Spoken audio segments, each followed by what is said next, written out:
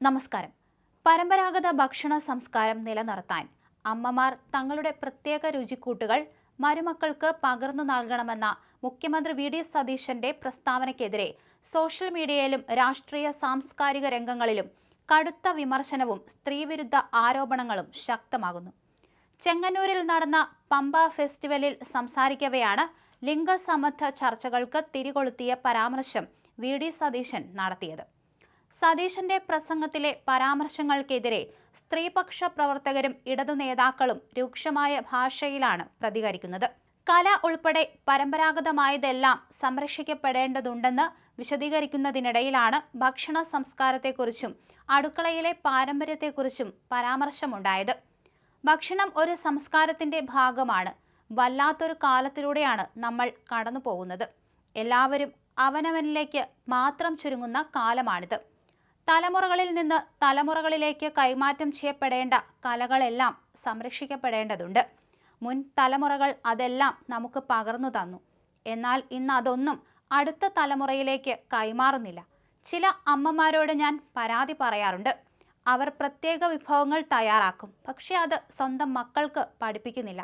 മക്കൾക്കോ അല്ലെങ്കിൽ മകന്റെ ഭാര്യയായി വരുന്ന ആളിനോ ആ ഭക്ഷണത്തിന്റെ പ്രത്യേകതയും തയ്യാറാക്കുന്ന രീതിയും പറഞ്ഞു കൊടുക്കണം എന്നായിരുന്നു അദ്ദേഹത്തിന്റെ വാക്കുകൾ.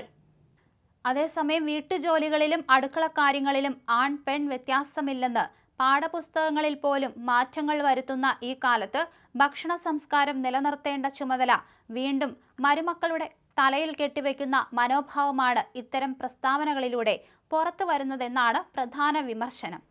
മകളുടെ കാര്യം പറയാതെ മകന്റെ ഭാര്യയ്ക്ക് തന്നെ രുചിക്കൂട്ട് കൈമാറണമെന്ന് എടുത്തു പറഞ്ഞതാണ് പ്രതിഷേധത്തിന് കാരണം. വിഷയത്തിൽ മുൻമന്ത്രി വി. ശിവൻകുട്ടിയും സമൂഹ മാധ്യമത്തിലൂടെ പരിഹാസരൂപേണ പ്രതികരിച്ചു. വീട്ടുജോലികൾ ആൺ പെൺ വ്യത്യാസമില്ലാതെ എല്ലാവരും ചെയ്യണം എന്ന മാറ്റം നമ്മൾ പാഠപുസ്തകങ്ങളിൽ വരുത്തി. എന്നിട്ടും എന്നായിരുന്നു ശിവൻകുട്ടിയുടെ ഫേസ്ബുക്ക് കുറിപ്പ്. എഴുത്തുകാരി ശാരദക്കുട്ടിയും രൂക്ഷമായ ഭാഷയിലാണ് ഇതിനോട് പ്രതികരിച്ചത്. ജന്തർ മന്ദറിലെ പെൺകുട്ടികളുടെ സമരവീര്യം കണ്ട് മുഖം കൊടുക്കാതിരുന്നവരിൽ നിന്ന് ഇതിലും അപ്പുറമൊന്നും പ്രതീക്ഷിക്കേണ്ടതില്ലെന്ന് അവർ കുറിച്ചു. അവരുടെ കുറിപ്പ് ഇങ്ങനെയായിരുന്നു: ചുമ്മാതല്ല ജന്തർ മന്ദറിലെ സമരപ്പന്തലിലെ പെൺകുട്ടികളുടെ സമരവീറും വീര്യവും കണ്ട് വാ പൂട്ടി മുഖം കൊടുക്കാതെ ഇരുന്നത്. ഇവിടം വരെ വണ്ടി എത്തിയിട്ടുള്ളൂ.